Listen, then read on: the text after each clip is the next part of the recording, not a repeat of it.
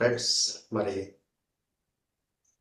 గత కొన్ని సెషన్స్ ద్వారా మనం మెడిటేషన్స్ బ్రెత్ గురించి తెలుసుకుంటున్నాము. మరి అందులో భాగంగా ఈరోజు మన శ్వాసని ఆకర్షించటం ఎలా అనే విషయం పైన మనం తెలుసుకుందాం. ఎందుకంటే అందరూ చేస్తున్నారు, బట్ ఎంతవరకు దాంట్లో పరిపూర్ణత సంపాదించారనేది మనకి ఇంపార్టెంట్. శ్వాసని అందరు ప్రతి వాళ్ళు శ్వాస మీద ధ్యాస పెట్టండి 10 నిమిషాలు, లేకపోతే రకరకాలుగా చెప్తున్నారు. కానీ ఆ శ్వాస అసలు దొరికిందో లేదో కూడా తెలియదు అన్నమాట. ముందుగా ఇంత గొప్ప జ్ఞానాన్ని మనకు అందించిన మన గురువుగారు బ్రహ్మర్షి పితామహ పత్రిజీ గారికి శతకోటి ప్రణామాలు తెలియజేసుకుందాం. ఈ భూమి మీద అనేక మంది గురువులు ఉన్నప్పటికీ వారు ఆధ్యాత్మికత యొక్క గొప్పతనాన్ని తెలియజేశారు. కానీ మనిషి అంటే పూజలు, గుళ్ళు, గోపురాలు, యజ్ఞ యాగాదులు ఇలా తెలియజేశారు. కానీ ఎక్కడ తనలోనే భగవంతుడు ఉన్నాడు, తానే భగవంతుడు అనే సత్యాన్ని ఎవరు తెలియజేయలేదు.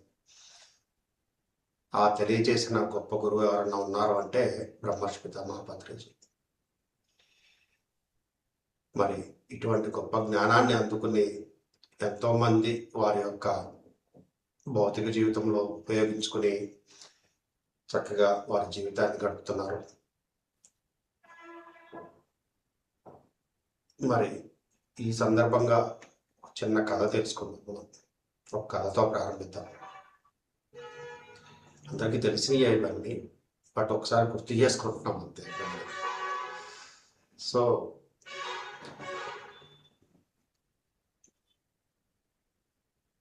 ఒక చెట్టు కింద ఒక పెద్ద ఏనుగు ఉంటుంది.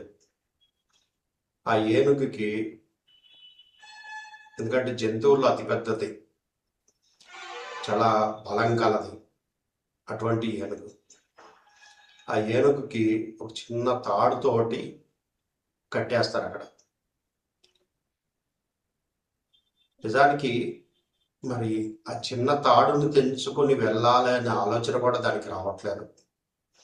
నన్ను బంధించేశారు, నా వల్ల కావట్లేదు అని చెప్పి అనుకుంటుంది.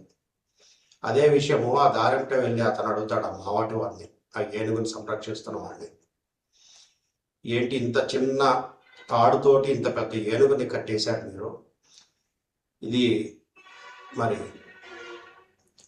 తెంచుకుని వెళ్ళగలదు కదా, మీరు ఏ గొలుసులు కట్టేయలేదు, లేకపోతే ఇంకేదో చేయలేదు, బంధించలేదు, ఎక్కడ బోన్లో బంధించలేదు, ఓ చిన్న తాడుతో కట్టేశారు, అసలు ఏంటి కారణం అని చెప్పేసి అడుగుతాడు.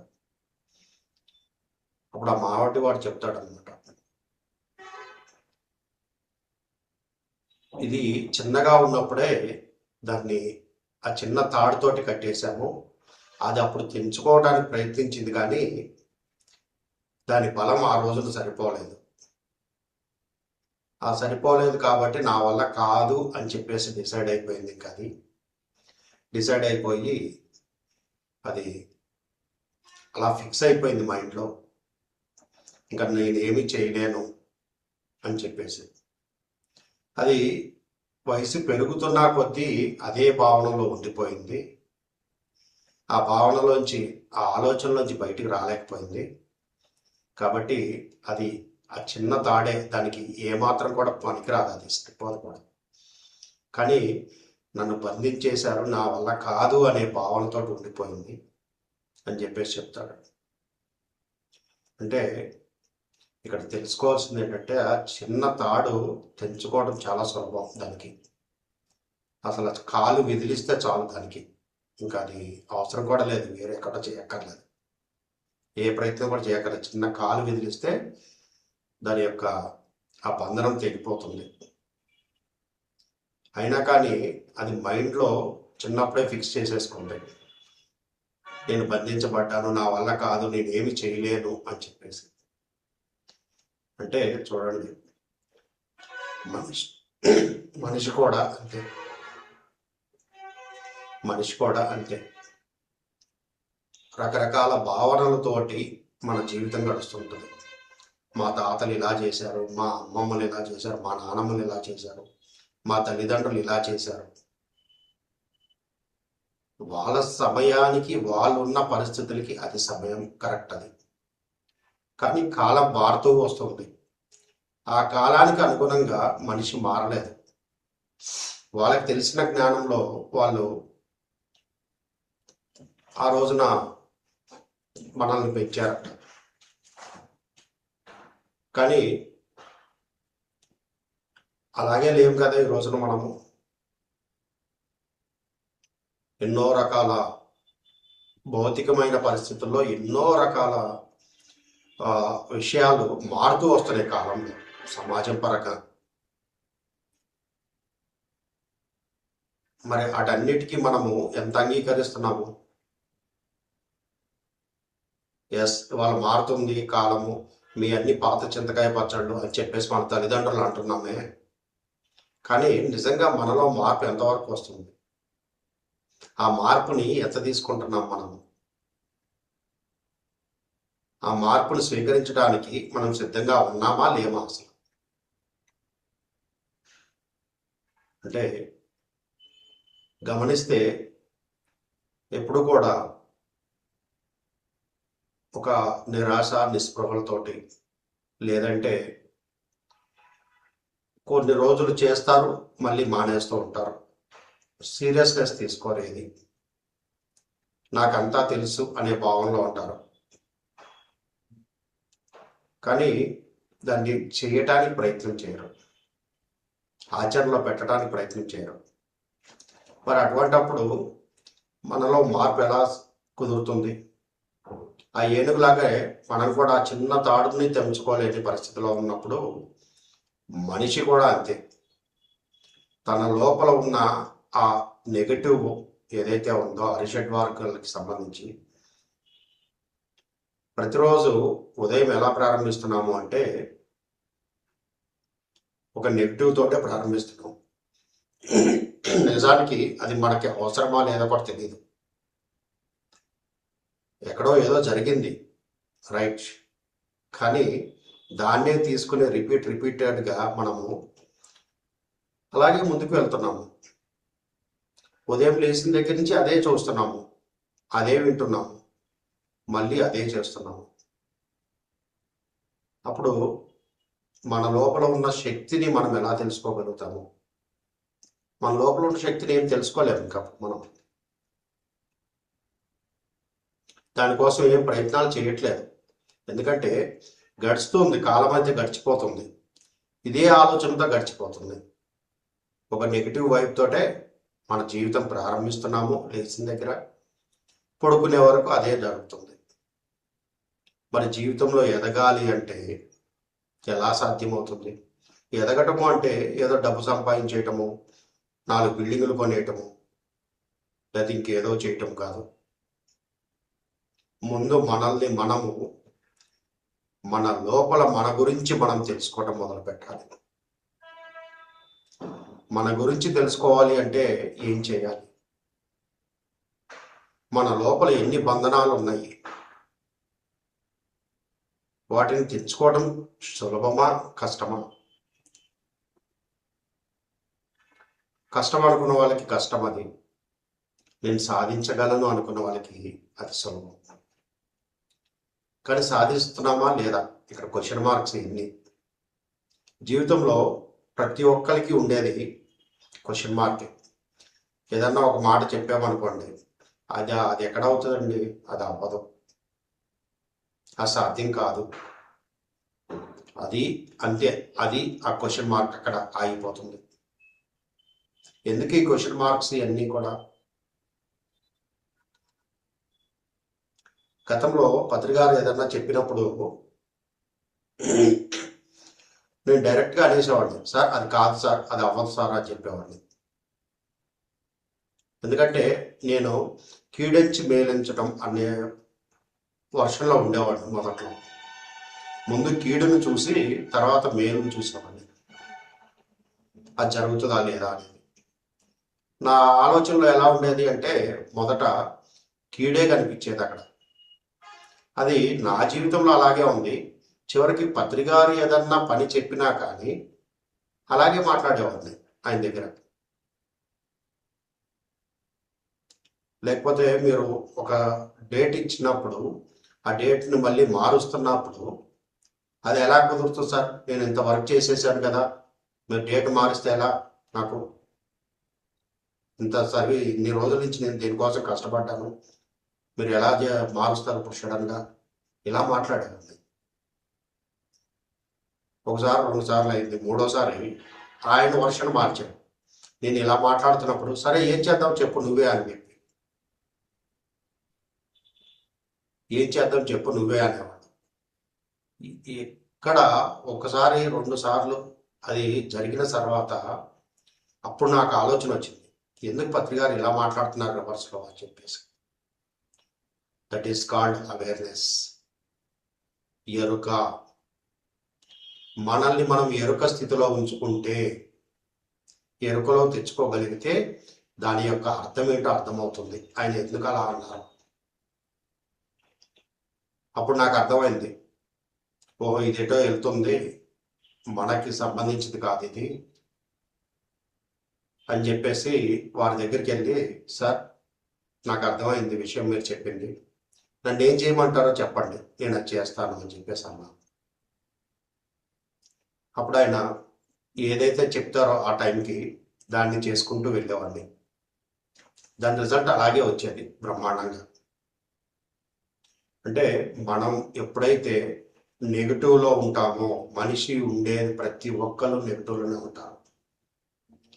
లోపల అనేక రకాల సంశయాలు, భయాలు, ఆందోళనలు, అశాంతి, ఉద్యోగము అశాంతి, వ్యాపారం అశాంతి, కుటుంబం అశాంతి, డబ్బు లేదంటాం అశాంతి, ఆరోగ్యం లేదు అంటాము అశాంతి, ఎన్నో రకాల సమస్యలతో కొట్టుకుంటున్నారు. వీటన్నిటి ఎఫెక్ట్ ఎక్కడ పడుతుందంటే నీ జీవితంలో ఏదైతే చెయ్యాలి అని చెప్పేసి నువ్వు వచ్చావో దానికి బ్రేకులు పడుతుంది. ఆ బ్రేకులు పడటము అది ఆ స్పీడ్ బ్రేకర్లు అలాగే కొనసాగుతున్నాయి. ఎప్పుడైతే నేను ఈ బంధాన్ని తెంచుకోగలుగుతానో, నేను సాధించుకోగలుగుతాను, నన్ను నేను గొప్పగా చూసుకోగలను, నా గురువు ఇచ్చిన గొప్ప విద్య ఏదైతే ఉందో దాన్ని తెలుసుకోగలను అని చెప్పి అనుకుంటారో ఆటోమేటిక్గా అది సాధ్యమవుతుంది. గురువు యొక్క గొప్పతనాన్ని, అలాగే గురువు ఇచ్చిన జ్ఞానాన్ని ఎవరైతే మనసా వాచ కర్మన నమ్ముతారో అది సాధ్యమవుతుంది వారికి. లేని పక్షంలో సాధ్యం కాదు. ఆ జ్ఞానాన్ని ఎప్పుడైతే మనం తీసుకుని వెళ్తుంటామో ముందుకి, అంటే సాధన ద్వారా, అప్పుడు మనం అనుకున్నవన్నీ కూడా సాధ్యమవుతాయి. అందుకనే నిద్రకి ధ్యానానికి తేడా చెప్పారు. నిద్రలో ఎరుక స్థితి ఉండదు, ధ్యానంలో ఎరుక స్థితి ఉంటుంది. ఎవరైతే సరైన ధ్యాన సాధన చేస్తారో వాళ్ళు ఎరుకలో ఉంటారు. ఒకప్పుడు కాకపోతే రెండోసారి మూడోసారికైనా ఎరుక స్థితిలోకి వచ్చేసి జరుగుతున్న పరిణామాన్ని గమనించుకుంటారు, ఇది కరెక్టా కాదా అని చెప్పేసి. అందుకనే మనము జీవితంలో ఎదుగుతున్నప్పుడు, అంటే అది ఉద్యోగరీత్యా కానీ వ్యాపారరీత్యా కానీ ఏదైనా కానీ ఎదుగుతున్నప్పుడు ఎవరు కనపడరంట. అదంతా నా గొప్పతనం అని చెప్పేసి కాళ్ళ ఎగరేసుకుంటూ వెళ్తుంటారు. ఎక్కడ దాకా వెళ్తారు అంటే వాడిని ఎవరు టచ్ చేయలేరు అన్నంత గొప్పగా వెళ్ళిపోతుంటాడు. కానీ ఏదో ఒక రోజున ఈ గర్వం ఏం చేస్తుందంటే, నువ్వు ఇలా ఉన్నావా, నన్ను మర్చిపోయావు కదా, నీకు ఒకసారి నేను గుర్తు చేస్తా ఉంటుంది. గుర్తు చేసి నిదానంగా డౌన్ ఫాల్స్ తీసుకొచ్చేస్తుంటుంది. రకరకాల మాయను కల్పిస్తుంటుంది అక్కడ. ఆ మాయలో పడి, అంటే డబ్బు ఉంది కదా, హోదా ఉంది కదా, పేరు ఉంది కదా, చాలామంది అనుకుంటారు నా డిఎన్ఏకి మీరు అందరు సరిపోరు రా బాబు అని చెప్పి. కానీ డిఎన్ఏ అంటే ఏంటో తెలుసుకోవాలి మనం. ఎందుకు ఎదుటి వాళ్ళు సరిపోరో తెలుసుకోవాలి. మన డిఎన్ఏలో వీళ్ళందరూ సరిపోరా, వాళ్ళ డిఎన్ఏకి నేను సరిపోరా అని గమనించుకోవాలి.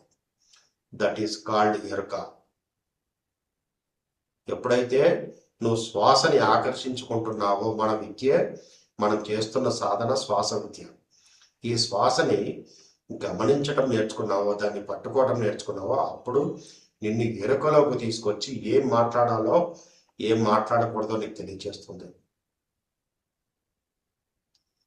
గురువుని నమ్మిన వాళ్ళు, గురువు ఇచ్చిన విద్యను నమ్మిన వాళ్ళు ఎప్పుడు ఎదుగుతూనే ఉంటారు.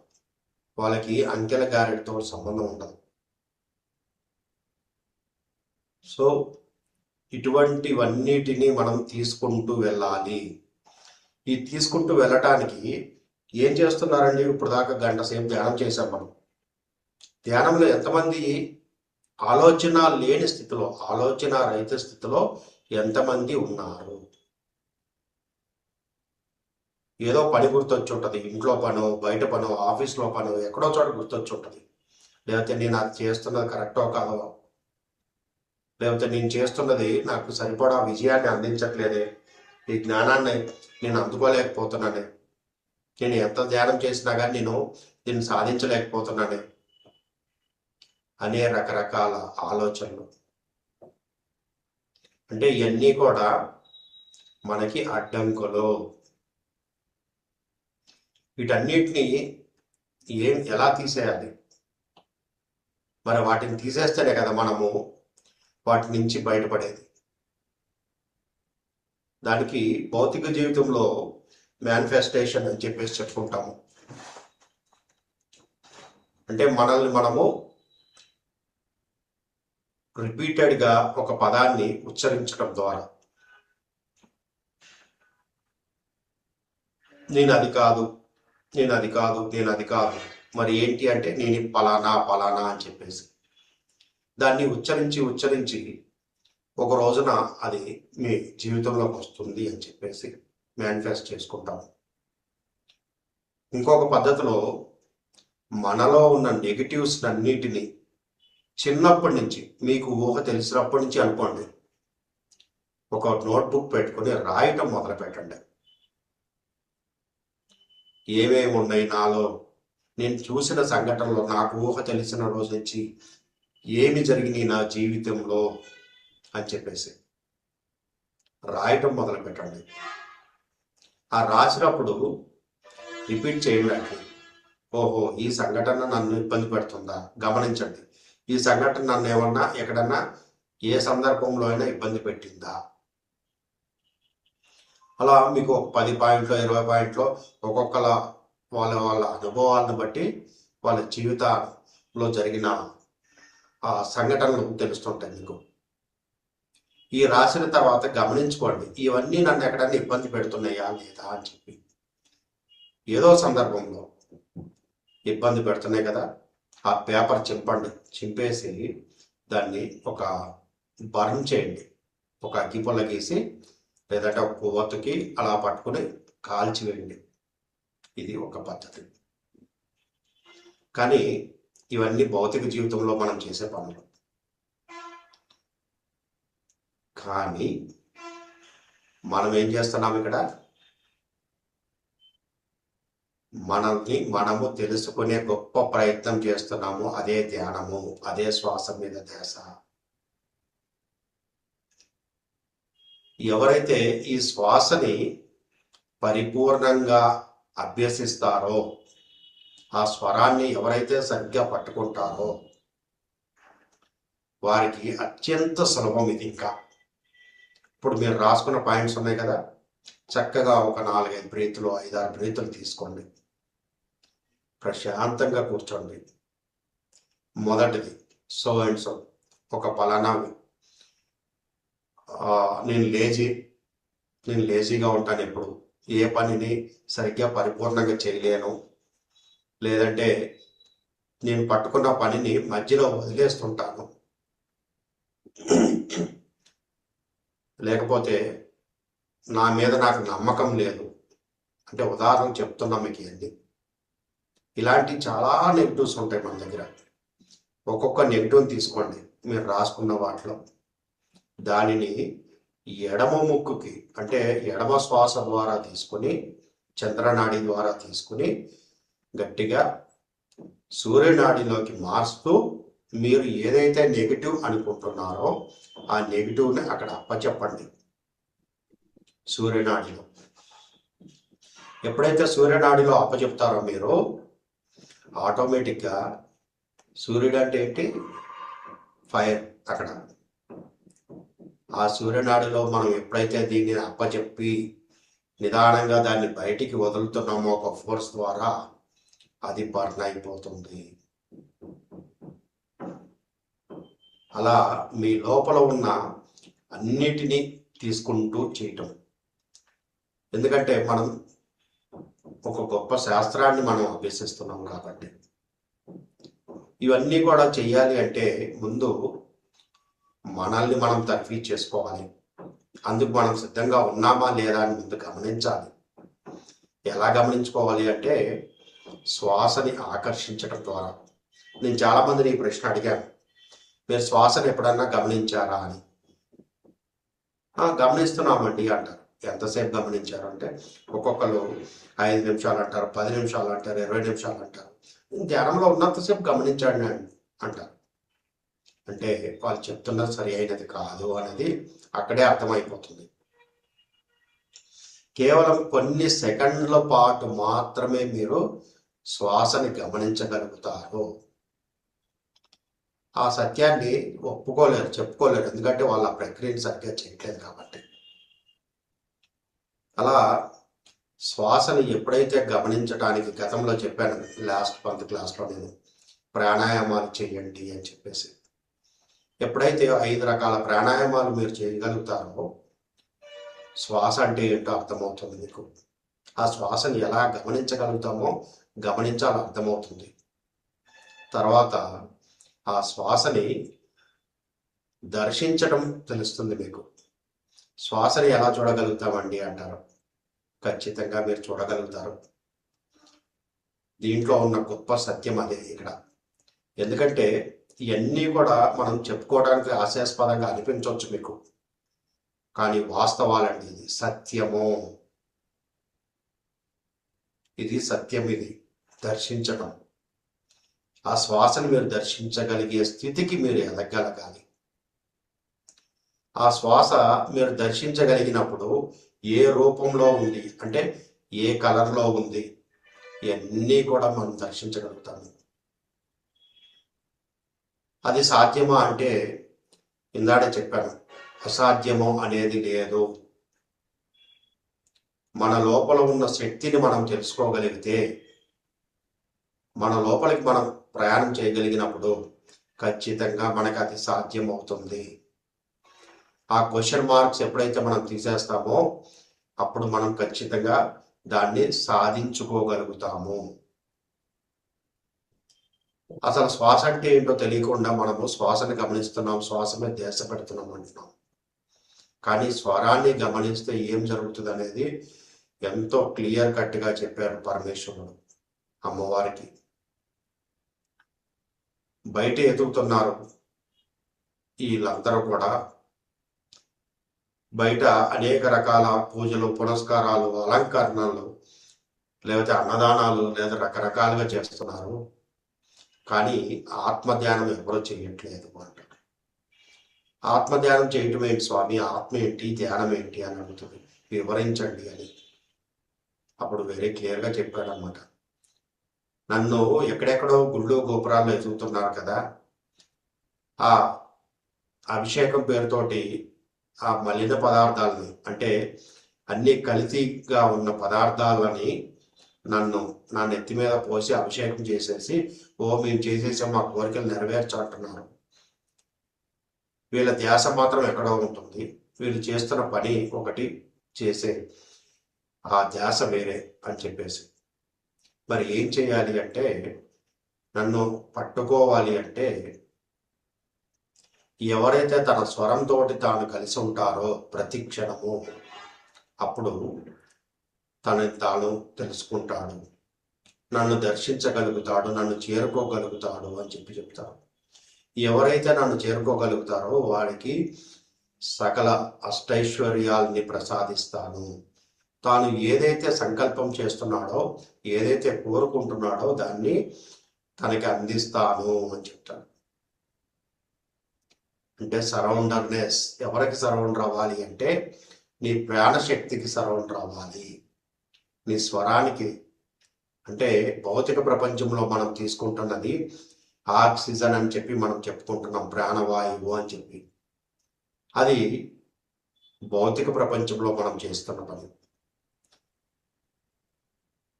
అదే ఒక నిద్రలో కానీ లేకపోతే ధ్యానంలో కానీ మనం ఎప్పుడైతే శూన్య స్థితిలో మనం ఉంటున్నామో, ఆలోచన రహిత స్థితిలో విశ్వశక్తిని మనం ఆకర్షించుకుంటున్నాము. బ్రహ్మరంధ్రం గుండా మనము విశ్వశక్తిని ఆకర్షించుకుంటున్నాము. మన లోపలికి అది ప్రయాణం చేసినప్పుడు అది ప్రాణశక్తిగా మారుతుంది. ఆ ప్రాణశక్తిలో జీవించిన వాళ్ళే, ఉన్న వాళ్ళే పరమేశ్వరుడు. అదే శివం మనం చెప్పుకునేది.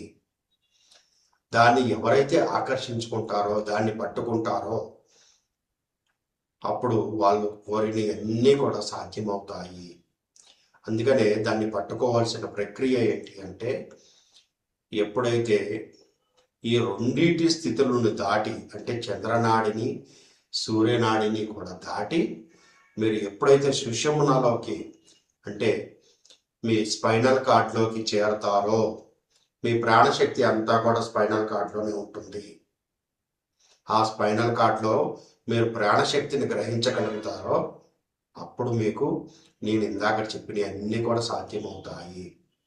ఆ శ్వాసని దర్శించగలుగుతారు, ఆ శ్వాసని పట్టుకోగలుగుతారు. అరే శ్వాస అంటే ఇంత ఇలా ఉంటుందా అని చెప్పి దాన్ని దర్శించగలుగుతారు, అనుభూతి చెందగలుగుతారు. ఈ శరీరంతో ప్రతి అణువణువుతోటి మీరు అనుభూతి చెందగలుగుతారు. ఎప్పుడైతే ఈ ప్రాణశక్తిని మీరు ఆకర్షించుకోవటం మొదలు పెడతారో, దాన్ని చేరాలి అంటే ముందు ఈ రెండు నాడుల్ని సరి చేసుకోవాలి. చంద్రనాడిని ఎడమ, కుడి సూర్యనాడిని.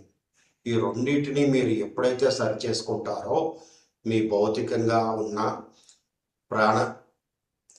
ప్రాణాయామాలతోటి అప్పుడు అది మీకు సాధ్యమవుతుంది. ఈ రెండింటిని శూన్యమైపోయినప్పుడు, అంటే స్థిరమైనప్పుడు, అప్పుడు మిమ్మల్ని మీరు గమనించుకుంటే ఒక శూన్య స్థితిలో మన లోపల శ్వాస జరుగుతూ ఉంటుంది. ఆ శూన్య స్థితే మీ స్పైనల్ కార్డ్లో జరిగేది, మీ సుషుమ్నాలో జరిగే ఆ ప్రాణశక్తి.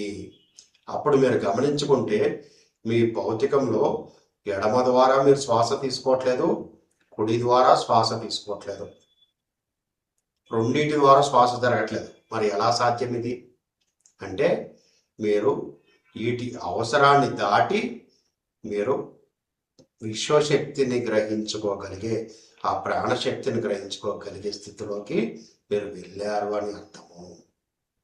ఎప్పుడైతే ఆ ప్రాణశక్తిని మనం గ్రహించడం మొదలుపెట్టామో, మూలాధారం నుంచి సహస్రారం వరకు ఒక్కొక్క చక్రంలో మనము ఆ శ్వాసని గ్రహించడం నేర్చుకోవాలి.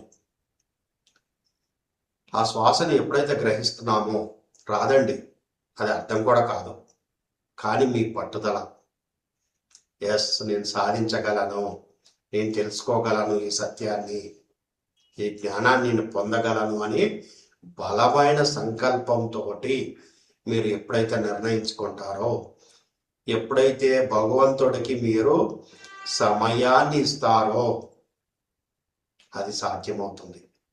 అప్పుడు మూలాధారంలో జరుగుతున్న శ్వాసను మీరు గమనించగలుగుతారు. ఏ రంగులో ఉంది అక్కడ మీరు దర్శించగలుగుతారు. అక్కడి నుంచి స్వాధిష్టానంలోకి వస్తున్నారు. స్వాధిష్టానంలో జరుగుతున్న ఆ యొక్క శ్వాసను మీరు గమనించగలుగుతారు. అక్కడి నుంచి మధ్యప్రదేశంలోకి వస్తున్నారంటే నాభి స్థానంలోకి వస్తున్నారు. అంటే ఇలా ఒక్కొక్క చక్రం దగ్గర మీరు శ్వాసని గమనించగలుగుతారు. ఆ శ్వాసని మీరు అయస్కాంతము ఏదైతే మనకి ఇనుముని ఎలా ఆకర్షిస్తుందో మీరు ఆ శ్వాసని ఆకర్షించడం అక్కడ నేర్చుకోవాలి. భౌతిక జీవితంలో దీనికి సమయం కేటాయిస్తే భౌతిక జీవితంలో నేను ఏమైనా కోల్పోతానేమో అనే భావనతోటి చాలామంది భయపడుతూ ఉంటారు. కానీ ఇక్కడ ఎప్పుడైతే మీరు సరి చేసుకోవడం నేర్చుకుంటారో ఆటోమేటిక్గా మీ యొక్క అంతర్స్థితిని మీరు ఎప్పుడైతే సరి చేసుకోవడం మొదలు పెడతారో భౌతిక జీవితం ఆటోమేటిక్గా మీ వెనకాల వస్తుంది. దేన్ని కోల్పోమండి. వైరాగ్యం వచ్చేస్తుందేమో అని చెప్పి చాలామంది భయపడుతుంటారు ఎక్కువ ధ్యానం చేస్తే. వైరాగ్యం కాదు, ధ్యానం చేస్తే వైభోగం వస్తుంది అనే సత్యాన్ని మీరు తెలుసుకోవాలి అంటే సరి అయిన ఆ శ్వాసని పట్టుకోవటం నేర్చుకోవాలి. ఆ అయస్కాంతం ఇనుమును ఎలా ఆకర్షించేస్తుందో, ఇనుము ఎక్కడున్నా ఎంత తుప్పు పట్టినా సరే ఆ అయస్కాంతం వెళ్ళి ఆకర్షిస్తూ ఉంటుంది దాన్ని. ఆ తుప్పు పట్టి రాలిపోతూ ఉంటుంది ఆ ఇనుము, అయినా సరే దాన్ని కూడా అయస్కాంతం ఆకర్షిస్తుంది. మరి మనం ఎందుకు ఆకర్షించలేకపోతున్నాం? మనల్ని, మన లోపల ఉన్న జ్ఞానాన్ని ఎందుకు ఆకర్షించలేకపోతున్నాం? ఇంత గొప్ప సత్యం మన దగ్గర ఉందే. ఇది ఎవరో చంద్రశేఖర్ చెప్పలేదు, ఇక్కడ పత్రికారు చెప్పలేదు. మన వేదాలు చెప్పినాయి, మన పురాణాలు చెప్పినాయి, మన ఇతిహాసాలు చెప్పినాయి. మన రామాయణము మహాభారతం అని చెప్పుకుంటున్నాం, భగవద్గీత అని చెప్పుకుంటున్నాము. అవే చెప్పినాయి మనకి అన్ని. ఒక భాగవతం చెప్పింది, కృష్ణుడు చెప్పాడు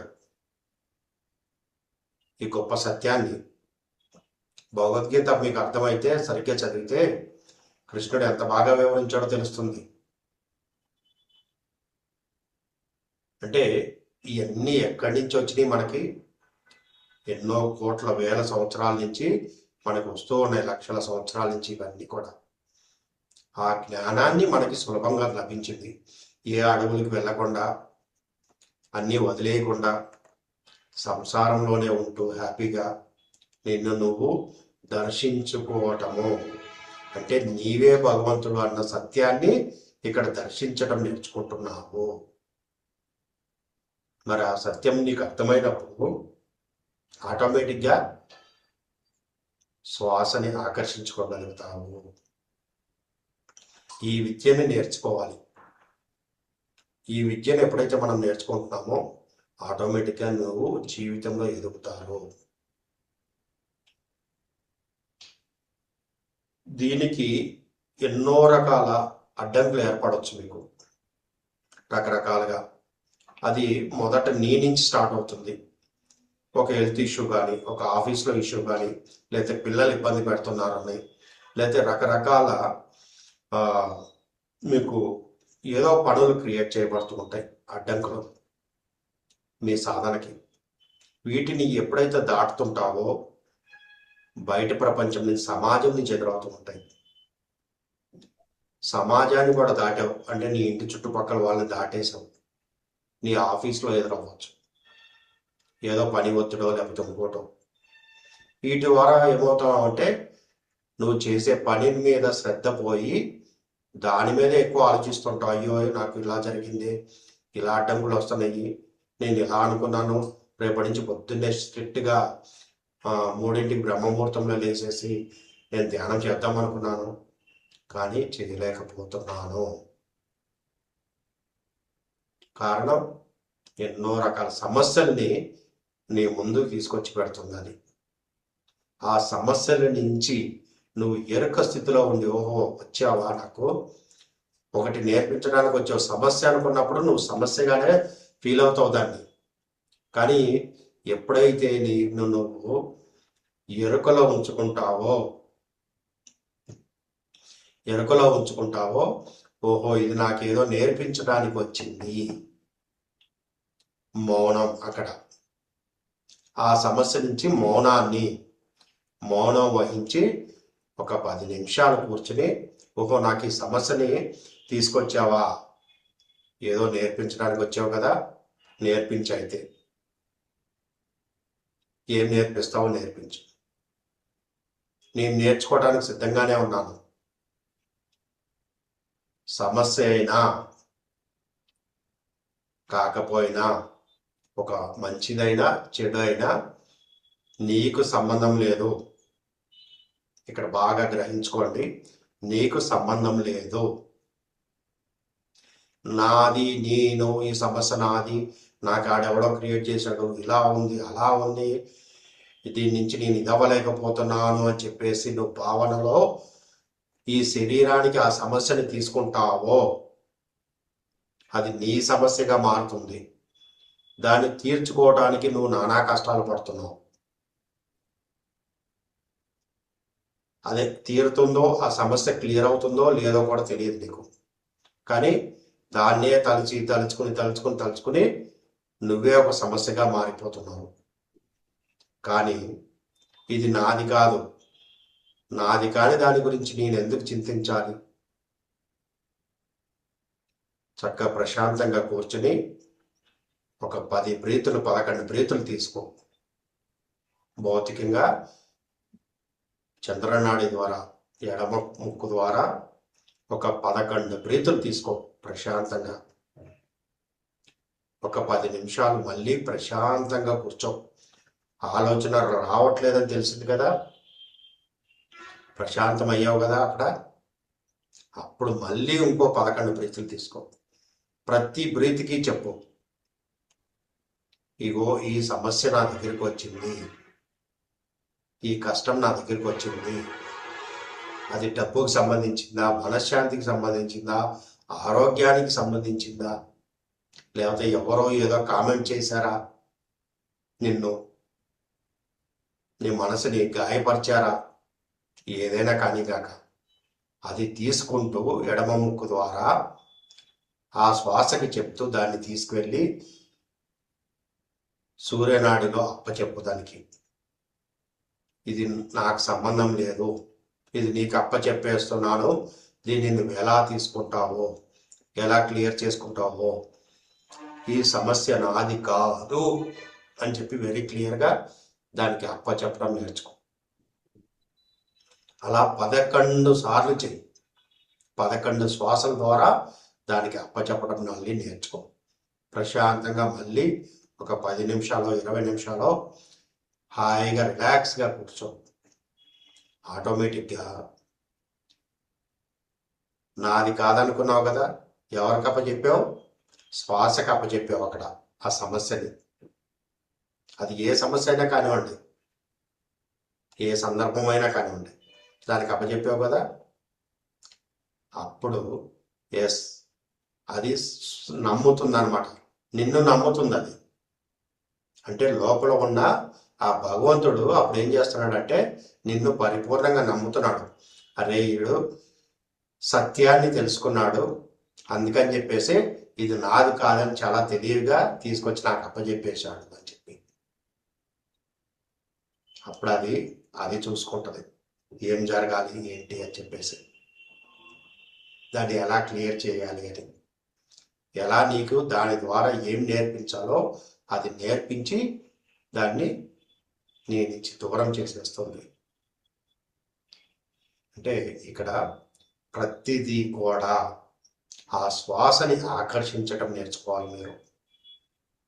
మీరు భౌతికంగా ఎన్నో రకాల అట్రాక్షన్స్లో మనం ఉంటాం. అది ఏదైనా కావచ్చు. ఈరోజు ఒక ఫోన్ కొనుక్కున్నాము, 1 సంవత్సరం 2 సంవత్సరాలకు మళ్ళీ కొత్త వర్షన్ వచ్చేసింది, దీంట్లో అప్డేట్ వచ్చింది, దాన్ని ఆకర్షిస్తున్నాం, అరే ఆ ఫోన్ కొనుక్కోవాలి నేను అని. లేకపోతే మన ఇంట్లో ఏదో మార్పులు చేర్పులు చేసుకోవాలి, చాలా పాతవి అయిపోయినాయి, కొత్తవి మనకి ఎన్నో వచ్చినాయి, వాటిని కొందాము అని చెప్పి. లేకపోతే ఉద్యోగంలో నేనేదో సాధించాలి అని చెప్పేసి తపన, నాకన్నా వెనకాల వచ్చిన వాడు నాకన్నా ముందు వెళ్ళిపోయాడు కాబట్టి నాకు అది కావాలి, ఆ ఉద్యోగంలో ఆ ప్రమోషన్ కావాలి, లేకపోతే వ్యాపారంలో నేను ఎంత సంపాదించేయాలి, ఏదో ఒకటి మనకి అక్కడ ఆకర్షింపబడుతూ ఉంటాయి. భౌతిక జీవితంలో ఒక వ్యక్తులు కావచ్చు, ఎందుకు ఆకర్షింపబడ్డారు అంటే దానికి సమాధానం లేదు. అది నాకు ఇష్టము, దాన్ని అది వ్యక్తి అయినా వస్తువు అయినా సరే. ఆ ఇష్టం ఎన్ని రోజులు ఉంటుంది అంటే తెలియదు. దాని మీద ఆ కోరిక తీరే వరకు అది ఉంటుంది, అంతే. అది అయిపోగానే మళ్ళీ మామూలే, మళ్ళీ రొటీన్ అవుతుంది.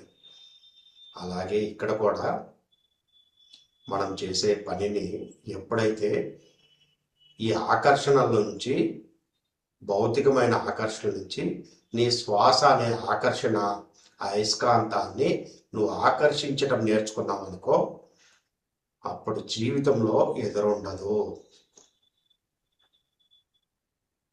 నీ భౌతిక జీవితం అంతా కూడా నీ దగ్గరికి రాబడుతూ ఉంటుంది.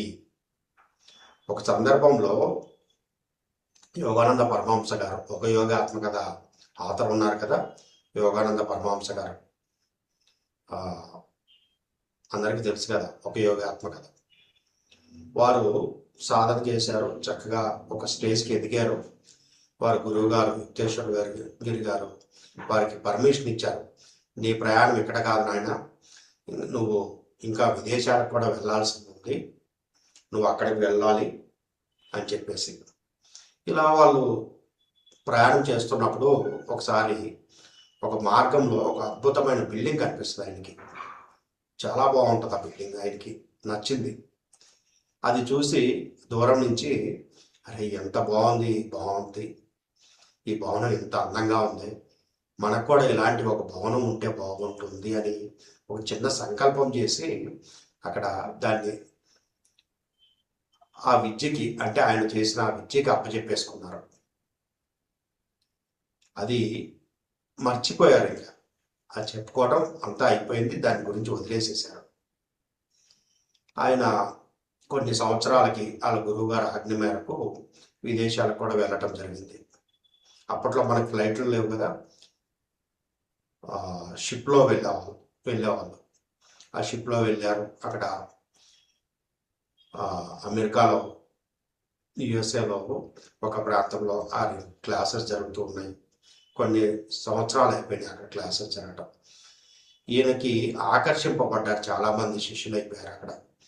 మరి ఈయనకి ఒక ఆశ్రమం ఉండాలి అని చెప్పేసి వారు నిర్ణయించుకుని, వారందరూ కలిసి, గురువుగారు మీరు వస్తున్నారు వెళ్తున్నారు, మరి ఇంతమంది మేము తయారయ్యాం, మనకంటూ ఒక ఐడెంటిటీ ఉండాలి కదా, మనకు ఒక ఆశ్రమాన్ని నిర్మించాలనుకుంటున్నాము అని చెప్పంటే సరే అని చెప్పేసి ఆయన ఓకే చెప్తారు. ఈయన అక్కడ ఆ చేయాల్సిన కార్యక్రమం అయిపోయింది. ఈయన మళ్ళీ ఇండియాకి వచ్చారు. మళ్ళీ కొన్ని రోజులకి మళ్ళీ వెళ్ళినప్పుడు ఒక అందమైన భవంతిని అక్కడ, ఏదైతే నిర్ణయించుకున్న ప్లేస్ ఉందో అక్కడ అద్భుతమైన ఒక భవంతిని కట్టడం జరిగింది, ఆశ్రమాన్ని. అది ఎక్కడో ఆయనకి సడన్గా స్ట్రైక్ అయింది, అరే ఇది ఎక్కడో నేను చూశానే అని చెప్పేసి. ఎందుకంటే ఆ రంగుతో సహా ఆయన మొదటిసారి ఆ బిల్డింగ్ చూసినప్పుడు ఏ రంగు అయితే దానికి బేస్ ఉందో అదే రంగుతోటి, అదే డిజైన్ తోటి, అదే ప్యాటర్న్తో అక్కడ ఒక అద్భుతమైన భవంతి ఏర్పడటం జరిగింది. ఆయన చాలా ఆశ్చర్యపోయారు. ఆయన అంత గొప్ప యోగి అయినా ఆయన చాలా ఆశ్చర్యపోయారు. అరే ఇంత, నేను ఆ రోజు ఎప్పుడో సంకల్పం చేశాను కదా, నాకు ఇలాంటిది ఉంటే బాగుంటుంది అని చెప్పి. అది ఈరోజు ఆయన కళ్ళ ముందు సాక్షాత్కరిస్తుంది ఆయన ఆశ్రమం రూపంలో. అంటే ఆయన ఎవరికి అప్పచెప్పారు ఆ పనిని? తన లోపల ఉన్న ఆ పరమేశ్వరుడికి అప్పచెప్పారు. అంటే శ్వాస రూపంలో ఉన్న ఆ పరమేశ్వరుడికి అప్పచెప్పారు. ఒక యోగి ఆత్మకథ ఎంతమంది చదివారో తెలియదు, కానీ అనేక రకమైన అనుభవాలు వారి ఎంత గొప్పగా ఉంటాయో మనకి. మనం చేస్తున్నది ఎంత ఉంది, మనం చేయాల్సింది ఎంత ఉంది అక్కడ అనేది అక్కడ క్లియర్గా అర్థమవుతుంది. సో ఇటువంటి అన్నీ చాలా ఉన్నాయండి. మనం ఎంత చేస్తే అంత, మనకి చేసుకున్న వాడికి చేసుకున్నంత మహాదేవ అని, మనం ఎంత చేస్తే అంత. మీరు ఎంత ఆకర్షించగలుగుతారు మీ శ్వాసని అన్న దాని మీదే మీ యొక్క జీవితం మొత్తం ఆధారపడి ఉంటుంది. ఈ సందర్భంలో ఇంకొక చిన్న కథ తెలుసుకుందాం. ఒక ఊరికి ఒక యోగి వస్తారు. ఆ ఊరిలో ఉన్న కొంతమంది వారు రకరకాల సమస్యలతోటి ఉంటారు. ఒకరికి తలనొప్పి ఉంటుంది, ఒకరికి క్యాన్సర్ ఉంటుంది, ఒకరికి అవిటితనం ఉంటుంది. ఇట్లా ఒక్కొక్కరికి ఒక్కొక్క రకమైన సమస్యలతో బాధపడుతూ ఉంటారు ఆ ఊరిలో. ఆయన ఎవరిని తాకితే వాళ్ళకి ఆ సమస్య పోతూ ఉంటుంది. గురువుగారు, మేము ఇన్ని ఇబ్బందులు పడుతున్నాము, ఇలా ఇబ్బంది పడుతున్నాము, అనారోగ్య సమస్యలతోటి ఏ పని మీద మేము శ్రద్ధ పెట్టలేకపోతున్నాము, చాలా ఇబ్బందులు పడుతున్నాము. ఆ ఊరు వాళ్ళంతా కూడా ఒక్కొక్కరిని ఒక్కొక్క రకమైన సమస్య అని చెప్తారు. చెప్పినప్పుడు ఆయన ఆ ఊరి మధ్యలో ఒక చోట కూర్చొని అందరినీ అక్కడికి పిలుస్తారు. పిలిచి ఏంటి అంటే వాళ్ళ సమస్యలన్నీ చెప్తూ ఉంటారు. అప్పుడు ఆయన ఎవరిని పిలిచి ఆయన తాకుతారో ఆయన చేతి ద్వారా వారికి ఆ సమస్య పోతుంది, అక్కడ రిలీఫ్ అయిపోతారు ఆ సమస్య నుంచి. ఆ క్రమంలో ఒక అవిటివాడు వస్తాడు. ఆ అవిటివాడిని పిలుస్తారు. ఆయన్ని తాకటానికి ప్రయత్నం చేస్తారు, నీ అవిటితనం పోగొడతాను అని చెప్పి. అప్పుడు అతను చెప్తాడు, వద్దు స్వామి, నాకు ఈ అవిటితనం పోతే నాకు ఇబ్బంది ఏర్పడుతుంది. ఎందుకంటే నేను సర్కారు వారు ఇస్తున్న పింఛన్ని కోసం నేను అప్లై చేసుకున్నాను. నా అవిటితనం పోతే ఆ పింఛన్ పోతుంది, నాకు రాదు, ఆ ధనం రాదు నాకు. కాబట్టి మీరు నన్ను హీల్ చేయొద్దు అని చెప్పేసి చెప్తాడనమాట. అప్పుడు అంటాడనమాట గురువుగారు, నీ అవిటితనం పోయిందనుకో, సర్కారు వారు ఇచ్చే ఆ డబ్బుల గురించే నువ్వు ఆలోచిస్తున్నావు. అదే నీ అవిటితనం పోతే నువ్వు ఇంకా అద్భుతంగా నిన్ను నువ్వు తెలుసుకుంటావు కదా, నీ పనిని నువ్వు ఇంకా బాగా చేసుకుని ఇంకా ఎక్కువ సంపాదించుకుంటావు కదా, మరి ఎందుకు నువ్వు ఆ దిశగా ఆలోచించుకోవట్లేదు, దీని మీదే ఎందుకు నువ్వు ఆధారపడుతున్నావు అని చెప్పేసి అంటాడు. అంటే అతను సమాధానం చెప్పడు అతను. ఎందుకు అంటే అతనికి అలా కష్టపడి నేను ఏదో చెయ్యాలి, ఏదో సాధించాలి అని చెప్పేసి తపన అతనికి, నన్ను నేను బాగు చేసుకోవాలి, ఇంకా అద్భుతంగా జీవించాలి అనే ఆ ఆలోచన అతనికి లేదు. అంటే దానికి సిద్ధంగా లేడు అతను, అది పోగొట్టుకోవడానికి. అతను అలాగే జీవించడానికి నిర్ణయం తీసేసుకున్నాడు. ఆ వచ్చే 50వ 100వ దానితోటే నా జీవితం బ్రహ్మాండంగా ఉంటుంది అనే భావనతో అతను నిర్ణయం చేసుకున్నాడు. అందుకని అక్కడ సిద్ధంగా లేడు. మరి మనలో ఈ కథ మనకేం తెలియజేస్తుంది? మనం సిద్ధంగా లేకపోతే ఏది కూడా మన దగ్గరికి రాదు. మనం ఎప్పుడైతే సిద్ధపడ్డామో, అంటే ఈ కథలో కొంతమంది సిద్ధపడ్డారు, మమ్మల్ని మేము బాగు చేసుకుని ఇంకా అద్భుతంగా జీవించాలి అని చెప్పేసి.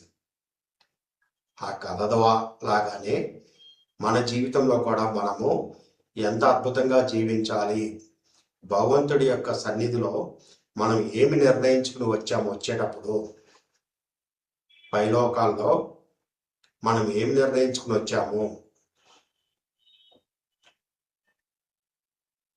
ఒక వైట్ పేపర్ లాగా మనం తయారయ్యాము. ఆ వైట్ పేపర్ లాగా తయారయ్యి మనం కిందకు వచ్చాం. మరి ఈ రోజున వైట్ పేపర్ అలాగే ఉందా? ఆ వైట్ పేపర్ నిండా మనకి కావాల్సింది ఏదో రాసేసుకుని, ఇది కాదు ఇది కాదు నాకు అది కావాలి అని చెప్పి మళ్ళీ దాన్ని రబ్బర్ తోటి రబ్ చేసి మళ్ళీ ఏదో రాసి మళ్ళీ ఏదో ప్రయత్నం చేసి, అంటే ఆ పేపర్ని ఏం చేసాము, రాస్తున్నాము రబ్ చేసేస్తున్నాము, రాస్తున్నాము రబ్ చేసేస్తున్నాము. ఆ పేపర్ ఏమైపోయింది? వైట్ పేపర్ కాస్త నల్లగా అయిపోయి చిరిగిపోవడానికి సిద్ధంగా ఉంది ఆ పేపర్. అంటే మనల్ని మనం ఏమి కావాలో తెలుసుకోలేకపోతున్నాము. అందుకనే సరి అయిన శ్వాసని ఎవరైతే ఆకర్షించటం నేర్చుకుంటారో ఆ స్వరాన్ని మనకి అనుకూలంగా ఉండటం కోసం శ్వాసను చెప్పుకుంటున్నాం, కానీ అది సారా శాస్త్రము. సారా అంటే మీరు ఏదో తాగేది అనుకోకండి, దాని ప్రొనౌన్సియేషన్లో సారా శాస్త్రం అసలైంది. అది కాలానుగుణంగా స్వర శాస్త్రంగా మారింది. ఈరోజు మనకు అనుకూలంగా అర్థం అవటానికి శ్వాస మీద ధ్యాసకు వచ్చింది. అంటే రకరకాల రూపాంతరాలు చెంది మనకి ఈ రోజున భాషలో మానవ జీవితంలో అర్థమయ్యే విధంగా శ్వాస మీద ధ్యాస వచ్చింది. ఈ శ్వాసని ఎవరైతే ఆకర్షిస్తారో వారి జీవితం 3 పూలు 6 కాయలుగా ఉంటుంది. మీరు ఒక మ్యాగ్నెట్ లాగా తయారవటము ఈ రోజు నిర్ణయించుకుంటారా, రేపటి నుంచి అంటారా, ఎల్లుండి అంటారా, ఇంకో 10 రోజుల తర్వాత నిర్ణయించుకుంటామేమో అంటారా, మీ చాయిస్. సో ఎవరు కూడా సిద్ధంగా ఉంటారు. ఇక్కడ మెయిన్ ప్రాబ్లం అదే. కొంతమంది నిర్ణయం చేసుకుంటారు, లేదండి నేను ఇప్పుడే చేసేస్తాను, ఈ క్షణం నుంచే నేను మార్చుకుంటాను నా అభిప్రాయం అని. కొంతమంది రేపు ఉదయం లేవుతాం మనం 4ంటికి, అప్పటి నుంచి మొదలు పెడదామని కొంతమంది అనుకుంటారు. కానీ ఒక మంచి పనిని ఆగమేఘాల మీద, నిమిషాల మీద, క్షణాల మీద మనం ప్రారంభించాలి. ఎప్పుడు కూడా ఇది కరెక్ట్, ఇది సత్యం అని తెలిసినప్పుడు దాన్ని ప్రారంభించాలి వెంటనే. ఆ సత్యం తెలిసినప్పుడు ఒక్క 10 నిమిషాలు మీకు సమయం ఇచ్చుకోండి, ఒక్క 20 నిమిషాలు మీకు సమయం ఇచ్చుకోండి. ఆ 20 నిమిషాలు మీ పని ఏమీ కొట్టుకుపోదు ఎక్కడికి. మీకోసం నిజంగా ఆ పని ఉంటే మీరు చేయాల్సింది, అది మీ దగ్గరికి రావాల్సిన పని అయితే ఖచ్చితంగా అది మీ దగ్గరికి వచ్చి తీరుతుంది. మీకోసం వెయిట్ చేస్తున్న పని ఎప్పుడది నేనే భగవంతుడిని అనే సత్యాన్ని ఈ శ్వాస ద్వారా తెలుసుకుంటున్నామో, అనుభవిస్తున్నామో, అనుభూతి చెందుతున్నామో అప్పుడు అది సాధ్యమవుతుంది. మనం ఈరోజు చెప్పుకున్నంత ఇదిగా ఏది అయిపోదు ఇమ్మీడియట్గా, కానీ మీరు ఈ తెలుసుకున్న సత్యాన్ని ఇంకా అద్భుతంగా మీరు తెలుసుకోవాలనుకుంటే సాధనలో పెట్టినప్పుడు ఎంతమంది పెడతారు? ఆకర్షించడం శ్వాసని నిర్ణయించుకోండి. ఓకే, మీరే నిర్ణయించుకోండి. శ్వాసని ఆకర్షించటము ఇన్ని రోజులు మీరు చేసింది ఒక విద్య, ఇక్కడి నుంచి చేయబోయేది మరో కోణం, శ్వాసని ఆకర్షించటము. ఎప్పుడైతే మీరు శ్వాసని ఆకర్షించడం మొదలుపెట్టారో జీవితం ఇంకా అద్భుతంగా ఉంటుంది. ప్రయత్నం చేయండి. ఒక 20 రోజులు, 40 రోజులు, 60 రోజులు లేదా 90 రోజులు ఒక టార్గెట్ పెట్టుకుని చేయండి. ఒక టైము, ఒక ప్లేస్. ఎందుకు సాధ్యం కాదు? గొప్ప గొప్ప యోగులందరూ ఎక్కడి నుంచో పుట్టుకు రాలేదు, ఈ భూమి మీద పుట్టారు. వాళ్ళు ఈ సాధనలు చేసి గొప్ప వాళ్ళు అయ్యారు.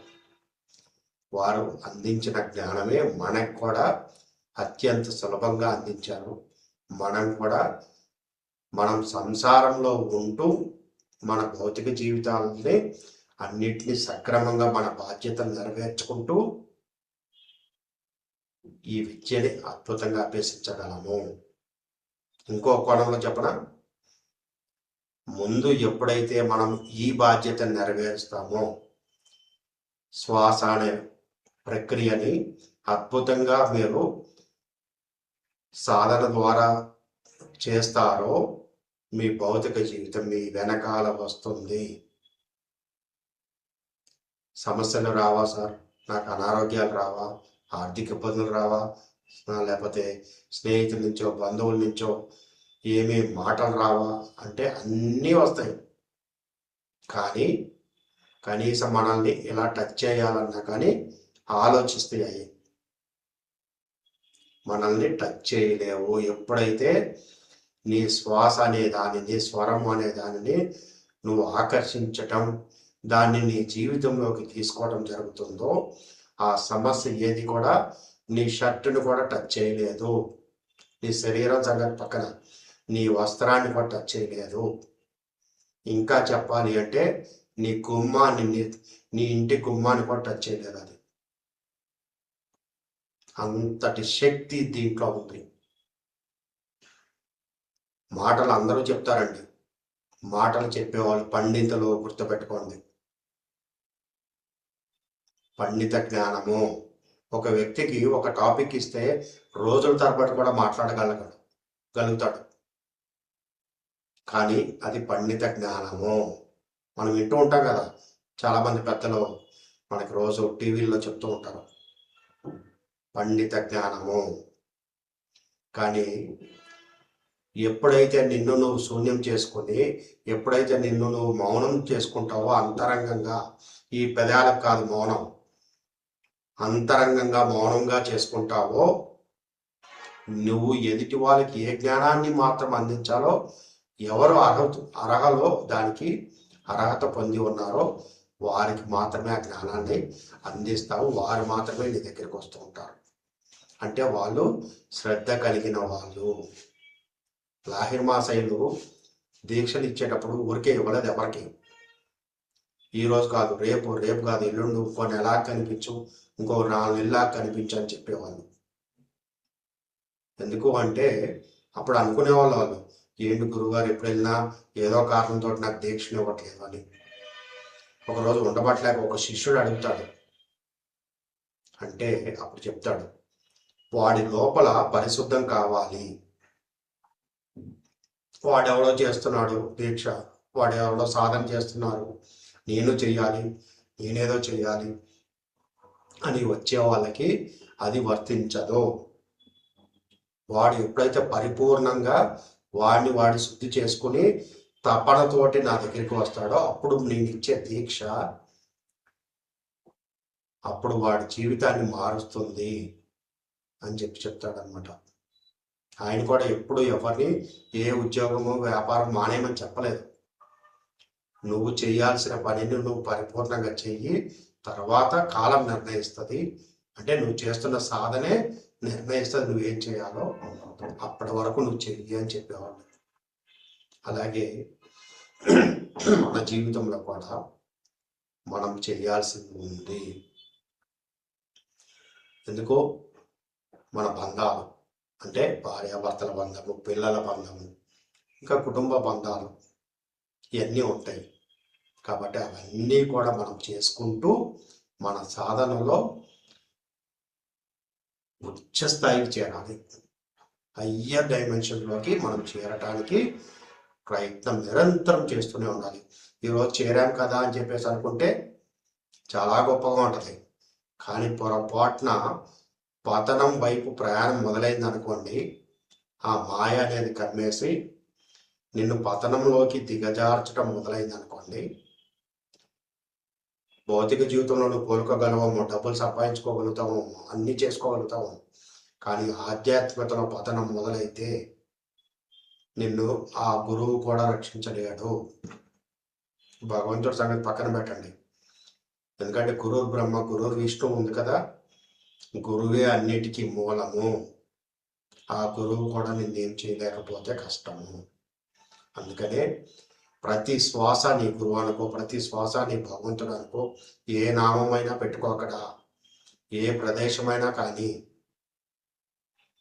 ఒక పువ్వు వికసిస్తే ఎలా పరిమళం ఆ చుట్టుపక్కల ఆ గాలిలో కలిసి మనల్ని తాకుతుందో అలా నువ్వు తయారవ్వాలి, అలా ఆకర్షింపబడాలి. ఆ సువాసనకి ఒక మల్లె పువ్వే అనుకుందాం, ఆ సీజన్లో ఎంత గుమ్మాలిస్తుంటుంది, ఆ చెట్టు దగ్గరికి వెళ్తే అసలు ఎంత ఆకర్షిస్తుంటుంది మనల్ని. ఎలా వచ్చింది? ఆ మల్లెపూ విచ్చుకున్న తర్వాత ఆ వాసన ఆ చుట్టూ ఉన్న గాలిలో చేరి అది మనల్ని ఆకర్షిస్తుంది, మనకు తాకుతుంది. అలాగే మన శ్వాసతోటి మనము నిరంతరము ఆకర్షింపబడాలి. మనం శ్వాసని ఆకర్షిస్తూనే ఉండాలి. ఆ మాయ వచ్చినా నీకు తెలియకుండానే దాటేస్తుంది. అప్పుడు లేదు, పదవి వచ్చింది కదా, ఎలా అయినా నేనే గొప్పని, నా అంత గొప్పడు ఎవడు లేడు, నాకు వెంకటేశ్వర స్వామి ద్వారా పదవి వచ్చింది, పత్రికారి ద్వారా పదవి వచ్చింది, బాబా ద్వారా పదవి వచ్చింది అనుకుంటే ఓకే, అది ఒక రకంగా కరెక్ట్ అయి ఉండొచ్చు కాక, కానీ పదవితో పాటుగా అహంకారం కూడా ఉంటుంది. పదవి వెనకాలే అహంకారం కూడా ఉంటుంది. వీటన్నిటిని దాటడానికి నిరంతరం గురునామస్మరణ, ఆ గురునామస్మరణే మన శ్వాస, మన గురువు గారు మనకిచ్చిన గొప్ప విద్య, పరమేశ్వరుడు మనకి అందించిన విద్య ఆ శ్వాస. సో ఇటువంటి శ్వాసని మీరు ఎలా ఇంకా ఎంత అద్భుతంగా ఆకర్షించుకుంటారు అన్నది ఈరోజు మిమ్మల్ని మీరు ప్రశ్నించుకోండి. దానితో నిరంతరం కలిసి ఉండటానికి ప్రయత్నం చేయండి. మరి ఈనాటి ఈ కార్యక్రమం అద్భుతంగా జరిగింది, మిమ్మల్ని ఆలోచింప చేస్తుంది అని నేను అనుకుంటూ ఈ అవకాశం ఇచ్చిన ఈ టీం మెంబర్స్ అందరికీ కూడా కృతజ్ఞతలు తెలియజేస్తాను. Thank you madam, Mani madam. Thank you sir.